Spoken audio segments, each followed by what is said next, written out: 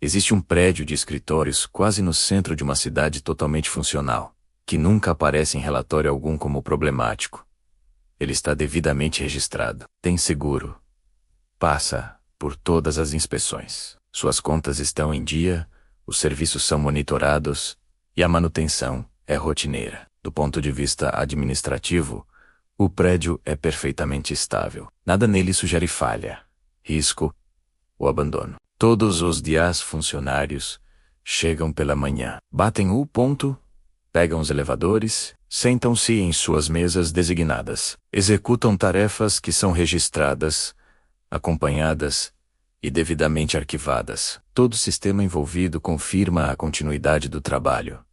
A anomalia não está na infraestrutura, não está no fluxo de trabalho, não aparece nos resultados. Ela se manifesta apenas na lembrança. Vários departamentos começaram a notar que reuniões internas, realizadas dentro do prédio, geravam menos ações de acompanhamento do que o esperado. E não era porque as decisões não eram tomadas. Era porque, depois da reunião, os participantes tinham dificuldade em se lembrar das discussões com clareza suficiente para agir.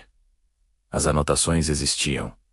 Os e-mails existiam. Os compromissos no calendário confirmavam a presença de todos. Mesmo assim, as reuniões pareciam distantes, como se tivessem acontecido em outro lugar, em outro tempo. No início, isso foi simplesmente atribuído ao cansaço geral. Depois, a carga de trabalho excessiva. Mais tarde, a saturação cognitiva da rotina diária. Nada indicava um problema sério ou uma escalada preocupante. Com o tempo, porém, um padrão começou a se tornar visível. Reuniões feitas de forma remota eram lembradas normalmente. Reuniões em outros prédios, fora daquela estrutura, também eram lembradas normalmente. Apenas as reuniões conduzidas dentro desse prédio específico apresentavam uma degradação consistente na qualidade da lembrança.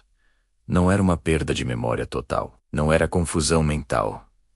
Era uma redução. Os funcionários descreviam a sensação como se lembrassem do contorno de um pensamento, mas sem conseguir reter sua sequência interna. Eles sabiam que algo tinha sido discutido, só não conseguiam reconstruir como a discussão se desenrolou. Do ponto de vista neurológico, isso não era alarmante. Afinal, falhas de atenção acontecem constantemente em ambientes profissionais. O que era realmente incomum era a consistência desse efeito. Ele não dependia do nível de estresse dos funcionários, não se correlacionava com o horário do dia, não acompanhava picos de trabalho. Repetia a si mesmo em condições completamente neutras. Auditorias técnicas foram realizadas, mas não encontraram nenhum fator ambiental que explicasse o fenômeno. A qualidade do ar era normal. A iluminação atendia a todos os padrões de segurança. Os níveis de ruído estavam dentro dos parâmetros esperados.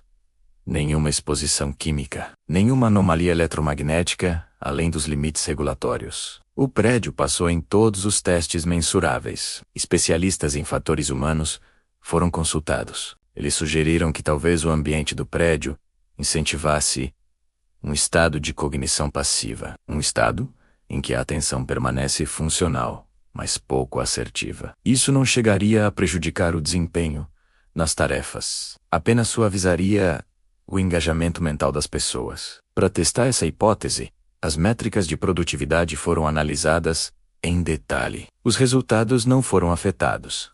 As tarefas eram concluídas.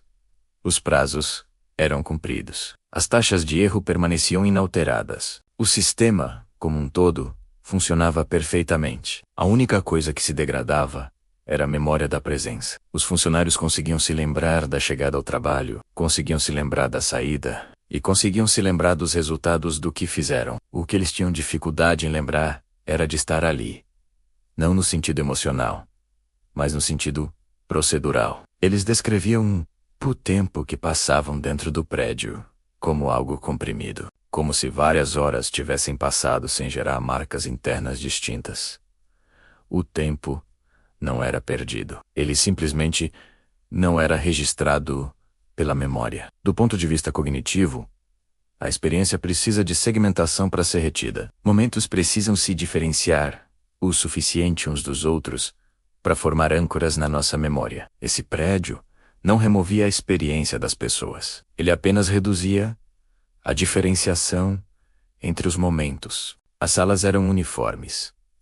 A iluminação era constante. A temperatura era estável. O som era controlado. Nada chamava a atenção. Com o tempo, o ambiente produzia o que alguns pesquisadores chamaram de achatamento perceptivo. Os eventos aconteciam, mas simplesmente não se destacavam. Esse efeito sutil não disparava alertas, porque alertas exigem um desvio da norma. E aqui, não havia nenhum desvio. Tudo acontecia exatamente como esperado. O prédio não interrompia a cognição das pessoas. Pelo contrário, ele a otimizava para máxima eficiência. Eficiência, porém, não exige memória. Em sistemas operacionais de computador, a memória de eventos é um subproduto, não um requisito. Máquinas funcionam sem consciência. Processos são executados sem reflexão. Esse prédio parecia incentivar a presença humana a se comportar de forma semelhante. Não por força, não por supressão, mas por uma neutralidade absoluta. Quanto mais tempo os funcionários trabalhavam ali, menos eles descreviam momentos específicos do seu dia. Falavam em resumos, em resultados, em conclus, os detalhes se dissolviam. Quando solicitados a descrever o interior do prédio, muitos hesitavam. Não porque não soubessem, mas porque nada distinto se apresentava em suas mentes. Eles não conseguiam identificar uma única característica definidora. Do lado de fora o prédio permanecia comum, limpo, ocupado, produtivo. Não havia nenhum sinal de alerta. A administração notou outra coisa. A rotatividade de pessoal não era afetada, mas o vínculo dos funcionários com a empresa diminuía. As pessoas pediam transferência sem hesitação. Não descreviam qualquer sensação de perda ao sair. As entrevistas de desligamento continham uma linguagem surpreendentemente neutra. Era ok. Funcionava. Fazia o que precisava.